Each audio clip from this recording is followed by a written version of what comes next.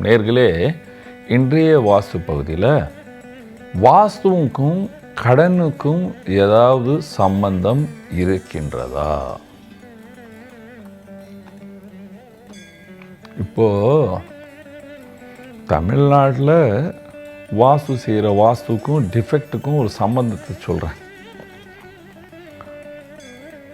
இதுக்கு ஒரு உதாரணமும் சொல்கிறேன். உச்சனை உச்சன் பார்த்தால் மிச்சம் இருக்காது.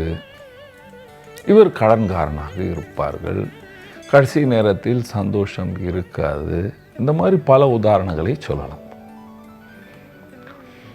இவருக்கு ஒரு மனிதனுக்கு கடன் வர்றதுக்கு என்ன காரணம்? ஃபஸ்ட்டு குடும்பத்தில் ஏதாவது ஒரு பிரச்சனை இருந்தால் ஒரு மனிதன் கடன் வாங்குவார்கள் அந்த காலத்தில். இப்போது ஃபேஷனுக்கு கிரெடிட் கார்டு, அந்த கார்டு, இந்த கார்டு வாங்கி கடனை வாங்குறாங்க. அந்த காலத்தில் கடன் தெரிகிறது கூடாது அப்படின்னா வீட்டுடைய உள்ளுக்குள்ளே சொத்தை விற்று கடனை கொடுத்துடுவார்கள். ஜாதகத்தில் சனி சரியில்லை, சந்திரன் சரியில்லை, செவ்வாய் சரியில்லை. ஒரு உதாரணம் சொல்கிறேன். லக்னாதிபதி கன்னியா லக்னம், 6ஆம் பாவத்தில் சனி, 7ஆம் பாவத்தில், 6ஆம் பாவத்தில் சனி அல்லது 6ஆம் பாவத்தில் செவ்வாய், 7ஆம் பாவத்தில் சனி. ஃபஸ்ட்டு இவங்களுக்கு வீடு எப்படி அமைகிறது அது பாருங்கள். வீட்டுக்கு வடகிழக்கில் டாய்லெட், அதுக்கு பக்கத்தில் சமையல் அறை. அதுக்கப்புறம் வீடை மாற்றணும் சொன்னேன். ஒரு வீட்டுக்கு போகிறாங்க. அந்த வீட்டில் இவருக்கு படுக்கிற ரூமு வடமேற்கு, சமையலறை தென்கிழக்கு, சூப்பர். ஆனால் வடகிழக்கில் டாய்லெட் பாத்ரூம். ஒரு மனிதன் வீட்டில் வடகிழக்கில் துணியை துவைச்சால் அங்கே டாய்லெட் கழுவு நீர் அறை இருந்தால் இவர்களுக்கு கடன் இருந்து கொண்டே இருக்கும். பங்களா இருக்குது, பெரிய வீடாக இருக்குது, அதில் வாசல் ஓப்பன் கிரவுண்ட் இருக்குது. அதுக்கு மத்திய பகுதியில் போரிங்கு அல்லது பணக்காரர்கள் ஒரு ஸ்விம்மிங் பூலை போட்டுட்டாங்கன்னா இவங்களுக்கு இந்த 100 கோடி, 500 கோடி, 1000 கோடி கடன் இருந்து கொண்டே இருக்கும். ஏழைகளுக்கு கடன் ஏன் இருக்கின்றது? ஏழைகள் வீட்டில் குடிசையிலேருந்து போகலாம், கொஞ்சம் ஒரு ரூமில் வாழ்கிறவர் எல்லோருக்கும் சொல்கிறோமா, கடன் இருந்துக்கினே இருக்குது, நிம்மதியே வரல. ஃபஸ்ட்டுமா அவங்க வீட்டில் சமையல் நீங்கள் வாழ்கிற அந்த ரூமுக்கு வடகிழக்கில் அல்லது தென்மேற்கில் இருந்தால் அதை நீக்குங்க. கண்டிப்பாக கடன் போயிடுமா. ஒரு ரூமில் வாழ்கிறவங்க, கடன்காரனாக இருக்கிறேன்னு சொல்கிறவங்களுக்கு சொல்கிறேன், வீட்டுக்கு தென்மேற்கில் சமையல் இருந்தால் அந்த கேஸை எப்படியாவது வடகிழக்குக்கு எடுத்துகிட்டு வாங்க, தென்கிழக்கு எடுத்துகிட்டு வாங்க. வடகிழக்க சுத்தமாக வைங்க, தென்கிழக்கில் கேஸ் அடுப்பை எடுத்துகிட்டு வாங்க. தென்மேற்கை க்ளீன் பண்ணிவிட்டு நைட்டு அந்த பக்கம் தலை வச்சு போடு. ஒரு ரூம்லேருந்து 2 ரூம் போயிடுவீங்க. 6 மாதத்துலேயே கடன் ஒழியும். ஒரு ஃப்ளாட் கடன் பட்டு வாங்கிட்டோம், கடன் போகவே மாட்டேங்குது அப்படின்னா என்ன காரணம்? அந்த வீட்டில் வடகிழக்கு கட்டாக இருக்கும். அந்த வீட்டில் மத்திய மேற்கு பகுதியில் சென்டர் ஆஃப் வெஸ்ட்டில் சமையலறை இருந்தால், இப்போ தான் ஃப்ளாட் விற்கிறவங்கெல்லாம் நல்லா ஆட் பண்ணுவாங்க. ஒரு மார்க்கெட்டிங் டீமை வச்சு ஒரு பொண்ணை வச்சு ஆட் பண்ணுவாங்க. நாங்கள் பேங்க் லோனை வாங்கி கொடுத்துட்றோம். வீட்டில் இருக்கிற நம்ம பொண்ணுங்க, ஐயா நம்ம ஒரு ஃப்ளாட்டை வாங்கிடலாமே, இப்போ தான் லோன் கிடைக்குதே, லோன் கிடைச்சா அது கடனம்மா, 20 வருஷம் வரைக்கும் கட்டணும். இந்த மாதிரி சொந்த வீட்டில் வாழணும்னு அவசியமா? வாடகை வீட்டில் வாழலாமே, அந்த பணத்தை பேங்க்கில் போட, அப்புறம் வாங்கிக்கலாம். சொத்து இல்லாமலாம் போயிடும், நம்ம செத்தா பூ போடும். ஆனால் கடன் வாங்கணும். யார்? இந்த மேற்கு மத்திய பகுதியில் சமையலறை இருந்தால் இவங்க 30 வருஷம் 40 வருஷம் வரைக்கும் கடன்காரனாகவே இருப்பார்கள். வாஸ்து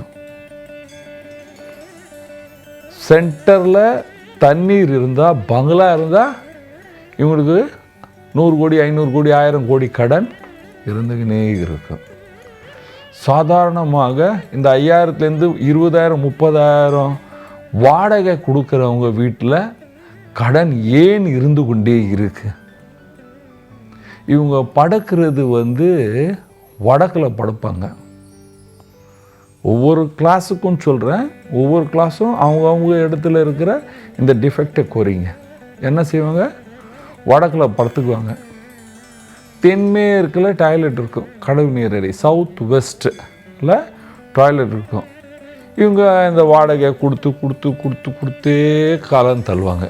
அதுக்கப்புறம் 1 லட்சம் 2 லட்சம் வாடகை கொடுத்து ஆடம்பரமாக எல்லாருக்கும் நான் ஒரு பெரிய பங்களாவில் வாழ்கிறேன் அப்படின்னு சொல்லி, ஆனால் இவங்க கடன் யாருக்கும் தெரியக்கூடாது. நான் சில பேர் கிரகப்பிரவேசம் பண்ணுவாங்க வாடகை பங்களா எடுத்துகிட்டு, 1 லட்சம் 2 லட்சம் வாடகை கொடுத்துட்டு. யார் உங்கள் வீட்டுடைய டாக்குமெண்ட்டை பார்க்குறான் இல்லையா? ஆனால் கிரகப்பிரவேசம் நான் வாங்கிட்டேன் அப்படின்னா அந்த வீட்டுக்காரனுக்கு தான் தெரியும் என் வீட்டுக்கே கிரகப்பிரவேசம் பண்ணுறானேன்னு. இவங்க யார்? என்ன டிஃபெக்ட் இருக்கும்? கடனுக்காரனாகவே இருப்பாங்க, ஆனால் 2 லட்சம் ரூபா வாடகை கட்டுவாங்க. வீட்டுக்கு தென்கிழக்கு பர்ஃபெக்டாக சமையலறை இருக்கும். தென்மேற்கில் பர்ஃபெக்டாக படுப்பாங்க சவுத் வெஸ்டில். ஆனால் வீட்டுடைய பிரதான வாசல் கிழக்கில் முதல் பாகத்தில் இருக்கும். கிழக்கில் முதல் பாகத்தில் இருக்கும். ஈசானியத்தில் வாசல். ஈசானியத்தில் வாசல் இருந்தால் வாழ்க்கை ஃபுல்லாக கடன்பா. அந்த வீட்டிலேருந்து நீங்கள் வெளியே வர முடியாது கடன்லேருந்து. அதை மாத்திரம் தெரிஞ்சுக்குங்க. வாஸ்து தெரியாதவங்கெல்லாம் இப்போது வாஸ்து சாஸ்திரி ஆச்சாரியர் எல்லாம் போட்டுக்கிறாங்க. டைரெக்டாக கிழக்கில் வீட்டுக்கு பிரதான வாசலை கொடுத்துடுவாங்க. அந்த வீட்டில் போய் தென்மேற்குலேருந்து வடகிழக்கு மோசமானது. தென்கிழக்குலேருந்து வடகிழக்கு மோசமானது. வடகிழக்கில் பிரதான வாசல் இருந்து நீங்கள் ஒரு வீட்டுக்கு போயிட்டா வாழ்க்கை ஃபுல்லாக கடன் இருக்கும். ஆனால் சொல்ல முடியாது. வரது போகுது நிற்காது. என்ன 2 லட்சம் வாடகை 5 லட்சம் வாடகை. கம்பீரமாக வருவார், கம்பீரமாக போவார்.